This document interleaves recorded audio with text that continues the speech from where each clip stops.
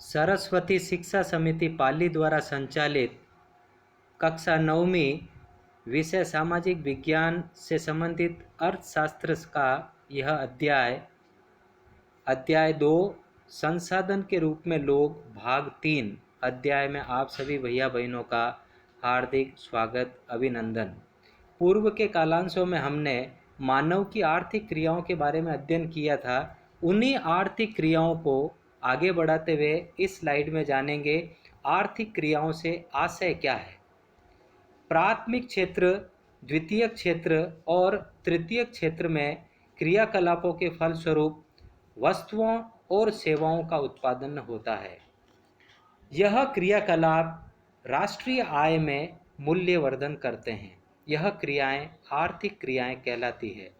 कहने का तात्पर्य है मनुष्य के द्वारा किया जाने वाला कार्य अगर देश हित में और देश की आय बढ़ाने में वह आय सम्मिलित होती है तो वह राष्ट्रीय आय कहलाती है और आर्थिक क्रियाएं में सम्मिलित होती है। आगे जानेंगे आर्थिक क्रियाओं को दो भागों में बांटा गया है, बाजार क्रियाएं और गैर बाजार क्रियाएं। बाजार क्रियाओं में वेतन या लाभ के उद्देश्य से की गई क्रियाओं के लिए परिश्रम का भुगतान किया जाता है।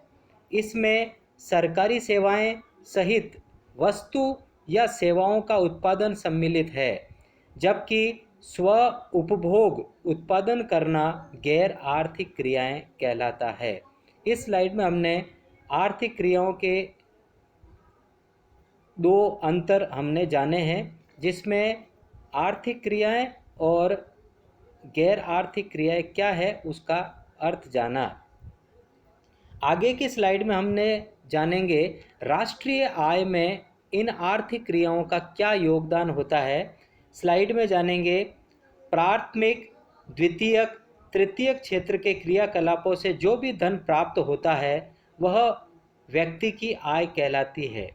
यह आय राष्ट्रीय आय में जुड़ती है, जबकि कुछ क्रियाएं ऐसी भी होती है जिनको राष्ट्रीय आय में नहीं जोड़ा जाता है। जैसे एक औरत अपने ही घर में साफ सफाई करती है, अपने ही घर में खाना बनाती है, उसके लिए उसे कोई वेतन नहीं मिलता। यह क्रिया राष्ट्रीय आय में नहीं जुड़ती है।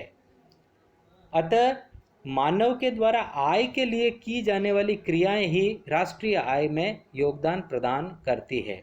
इसी स्लाइड में आगे हम जानेंगे आर्थिक समानता से क्या तात्पर्य है। तो आर्थिक समानता से आशय यदि स्त्री और पुरुष एक ही प्रकार का कार्य करें तो उन्हें वेतन भी समान मिलना चाहिए। यही आर्थिक समानता से तात्पर्य है। आगे के स्लाइड में जानेंगे कि जनसंख्या की गुणवत्ता, इसके बारे में स्लाइड में जानेंगे। जनसंख्या की गुणवत्ता साक्षरता दर, जीवन प्रत्याशा से निरूपित व्यक्तियों के स्वास्थ्य और देश के लोगों द्वारा प्राप्त निर्माण पर निर्भर करती है। जनसंख्या की गुणवत्ता अंततः देश की समृद्धि दर निर्धारित करती है।